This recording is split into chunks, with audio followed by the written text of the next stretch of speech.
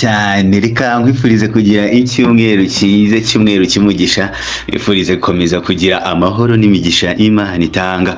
Uyu munsi rero ku itariki ya 14 z'ukwezi kwa 12 n'umwaka wa 2025 umwaka turabushoje mu myamara tubushaje umwaka kugiye mu mikino we umwaka ugiye mu mikino ariko nyine nuko nguko diri ziba zimeze. Aba VP muraryohewe cyane ngo mwakonze ya analysis nabakoreye kuri Premier League match za Premier League eshatu ko nazo predictinze ku munsi w'ejo zose niko zagenze 100%. Nabwo igenda ugure Chelsea gutsinda ibitego bibiri kandi kanatsinda n'umukino ndagenda kubwira yari odd nziza cyane ndagenda kubwira genda ugure Liverpool gutsinda umukino no kubona ibitego bibiri ndagenda kubwira ngo genda ugure Fulham kuza kubona kuba itsinda umukino urabona nkaho ngaho nuko wenda mama ushaka ibintu byinshi cyane ariko nkaho ngaho se nureba nkako gapari kariho Liverpool yonyine na Chelsea ayambera kabarataye udukurikira gutyo nubwo buryo ukoreramo amafaranga.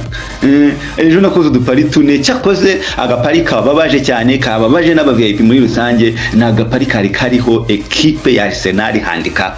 Birababaje kubona Arsenal itsinda ibitego bibiri ibitego ikipe ya Wolves yitsinze mu byukuri mbega birababaje kubona Arsenal idatsinda igitego kuko ibitego byose ba Arsenal batsinzwe bavuga ko batsinze ni ikipe yabyitsinze ikipe yabyitsinze. Arsenal yo gukina na Wolves twabonye ka Wolves mani igasanga mu rugira gacapa yaraka bundi mani yagomba gutsinda nk'ibitego 16 kuri kimwe urumva muzama kora kazi amapota ara savinga biki ariko Arsenal zero shot on target na shot on target yigeze ibona bisibyo nibiki mukino rwose kwa Arsenal itsinda ibitego bibiri kuri kimwe kuko arega impamvu dushakira mu bitego byinshi Arsenal gutsinda byari bikwiye rimwe n'ibice 11 gutsinda hari yabukoze yabaye upa ya kabiri n'igice byari bikwiye rimwe n'ibice 19 ibibazo uzumva biba bigoye nyine uhituvuga ati reka nshakire mu bitego so ako ntikagenda neza ariko yumva nyine umuntu hari jya bayifi yakoze utuntu twinshi tukagenda tumuvana mu by down na collect score ndashima Imana mu byukuri ndishimiye muri rusange mu byukuri ibintu n'uburyohe nizere yuko nawe ejo wabashije guhitamo neza kuko ama equipe nabahaye hano ku munsi w'ejo muzami ama equipe nabahaye ku munsi w'ejo hano yakoze amateka za Barcelona kurasa zarashi neza cyane equipe nka za Atletico Bilbao sana equipe nka za PSV equipe nka za Coventry ama over kwa West Ham ibintu byose ahangaho ko nabiba predicting yeza Leverkusen ibiki ewana hano ku munsi w'ejo mwari agafaranga papa by'umwihariko Premier League match eshatu zimaje kuba navuze ko Fulham itsinda navuze ko Liverpool itsinda navuze ko Chelsea itsinda hasigaye imikino y'uyu munsi ni yejo n'ibiki so kurikirana natwe rero twadusharingire video zacu kandi subscribe niba utari wabikora kugira ngo ntuzajya ucikwa video. Niba ushaka kwinjira muri group ya VIP niba ushaka gukora za Paris baziremereye cyane nka collect score by'ukuri nyandikira kuri nimero ubona kuri screen yawe 0794 naminda gukunda cyane nyemerera mfate akanya nsome ko maze ubundi nze twinjire mu kiganiro cyose turebe amakipe y'uyu munsi turebe analyse tubikora uyu munsi kugira turebe ko tubibuze ko batwirira agafaranga.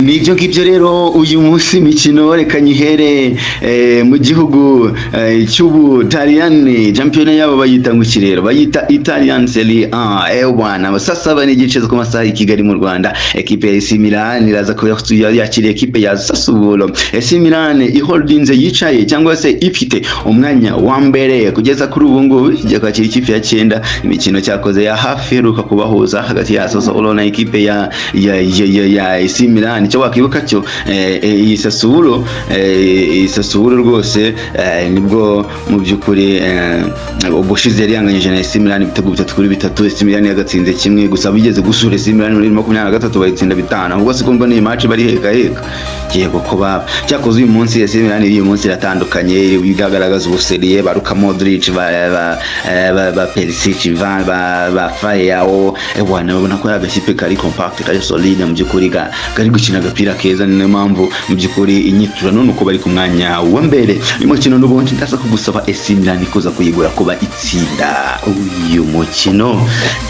nzamuke kuri match ya Sevilla igomba kubikina n'ikipe ya Real Oviedo ebwana Sevilla nayo agimiri mu bihe byayo byiza mu byukuri ntago imeze neza cyane ariko agakipe igiye gukina nako ntikeza ko ariko kari mu magi cyane kurusha Sevilla.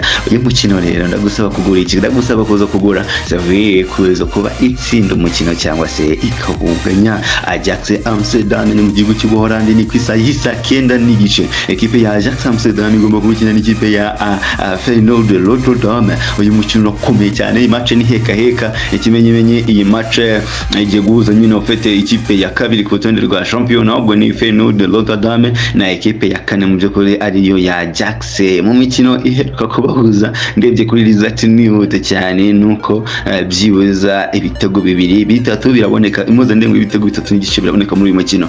Yumvira match ya mbere byari 2-1, indi match Ajax itsinda Feyenoord, indi match Ajax nanone itsinda Feyenoord 2-0. Feyenoord itsinda Ajax 6-0. Feyenoord itsinda Ajax 4-0. Feyenoord itsinda Ajax itsinda Feyenoord 2-1, 2-3 so imikino n'ubundi ndaza kugusaba kuza kugura over ya 2.5 goals kabisa. I expect many goals here in this game of today for Ajax and Feyenoord Rotterdam. Crystal Palace ni mu gihugu cy'Ubwongereza. Ubusesenguzi narabukoreye cyane kuri Premier League, ariko ndakwibutsa ko nakubwiye ngo ugende ugure Manchester City gutsinda. Nta mukino n'umwe ekipe ya Palace yari yatsinda ivuye gukina muri Europa League, ngo ibe yakinnye kwa kane Europa League ngo ihitiza muri Premier League muri weekend itsinde match never, ntibirabaho kubera ko bafite squad itaremereye cyane. So uyu mukino ndagusaba kugura comfortable win for Manchester City. Hanyuma Olympique Lyon ni mu gihugu cy'Ubufaransa iraza ko yakira ekipe ya Le Havre. Olympique Lyon nayo ni ikipe itagikunda kugaragaza ubuseriye cyane, ariko kuri uyu munsi ndumva naza kuyigusaba kuza kuba itsinda umukino. Napoli Udinese nindi match nayo, Napoli na AC Milan ndakumenyesha ko baranganya amanota bakatandukanwa wenda n'ibitego zose ubwo ziholdenza umwanya wa mbere n'uwa kabiri. So Napoli rero igiye gusura ka Udinese, muje kuri Udinese iri ku mwanya wa 12. Udinese ni agakipe kizirika, Udinese ni agakipe gakina umupira mwiza kaba kari bet noir kuri aya ma ekipe yita ko akomeye cyane none iyo agasanze mu rugo kajya kagerageza kwizirika mu by'ukuri. Ariko n'ubundi abasore ndaza kuba gusaba kuko abasore ba Simeone mu by'ukuri ndaza kuba nkubwira ngo genda bangurire kuza kuba batsinda uyu mukino, kubera yuko match gose barimo baratekereza ko ewani ngomba kuba ari match yo gupfa no gukira kugira ngo barebe ko babashingira ekipe ya AC Milan igibuze kuba yamajize yo kurasa ekipe ya Sassuolo. Mayanze na Bayern Munchen Bavaria. Bayern Munchen rero iri ku mwanya wa mbere kugeza kuri ubu na 37 muri champion y'igihugu cy'Ubudage, aho kandi irusha ekipi yikurikira ya RB Leipzig amanota agera ku 8. Ekipe ya Bayern Munchen kandi ifite uyu mukino igiye gukina uyu munsi wa none, ni ikimenyetso cyiza ko Bayern Munchen aba ari falashi igenda yonyine mu by'ukuri. Bayern Munchen wumve ko aho champion igeze ubu yanganyije akamace kamwe. Bayern Munchen imaze gutsinda ibitego 49 mu mikino 13. Bayern Munchen imaze kwinjizwa ibitego 9 byonyine muri iyo mikino 13. Bayern Munchen ihagaze neza igiye gukina n'agakipe rero kari mu bihe bibi kuko niko gafunze urutonde rwa championa ka Mayans 05. uyu mukino yazakoza kugusaba kugura handicap ya Bayern Munich. Hanyuma undi mukino urundi rukino no kuza kuri match ya Inter Milan na Genoa. Match nayo Inter Milan yaza kubiri hanze, asubundi nze kuyigusaba kuza kuyigura gutsinda umukino cyangwa se kuwunganya. Moreirense mu gihugu cya Portugal muri Liga Portugal. Moreirense igomba kubikina n'ikipe ya Benfica Lisbon. Iyi match ndaza kuza kugusaba kuza kugura straight win ekipe ya Benfica. Bremen cyangwa se Werder Bremen ubundi ni mu gihugu cy'Ubudage igomba kubikina n'ikipe ya Stuttgart DFB Stuttgart. Maze ndi mukino nze kuza kugusaba Stuttgart kuza kuba itsinda uru rukino. Real Madrid niyo dusorejeho yaza kwakira Alaves nibishaka gukurikira Barcelona. Real Madrid itari kwitwara neza muri no minsi kuko imaze imikino 6 idatsinda. Iyi Real Madrid muje kuri nibishaka gukurikira Barca, niba bashaka kugarura morale muri dressing room yabo. Twabonye abayobozi bavuga ko bushyigikiye umutoza wabo Xabi Alonso, ariko nawe agomba kugira ikintu abahereza. Reka nze kuza kugusaba ko bayibuze kugura kuba batsinda Plito, ugure ko baribuze kuba batsinda iyi ekipe ya Alaves Deportivo. 0794448632 niyo nimero uri butwandikireho uyu munsi. Turifite discount ya 40% ku biciro byacu bisanzwe bya groupe. Yandikira umwe ati nitwa ndashaka kuba joininga, ese bisaba iki? Warabibonye ko umaze kwibona ko ubusesenguzi bwacu buri extraordinary, buri ku yindi level. Mu by'ukuri wabonye ko ubusesenguzi bwacu burahambaye. So twandikire uzukorane natwe, twandikire uze ubane natwe, maze ubundi torebe ko twakibonera amafaranga y'iminsi mikuru. Nitege ko muri buze kubona message zanyu muri benshi, nitege ko muri buze kunyandikira muri benshi. Naho ibindi reka dusubire kuri video yo ku munsi w'ejo ducamba wa Manchester United, Bournemouth n'izindi match zizava zihari. Mu by'ukuri reka Imana ibarinde. Astra Vista mes amis.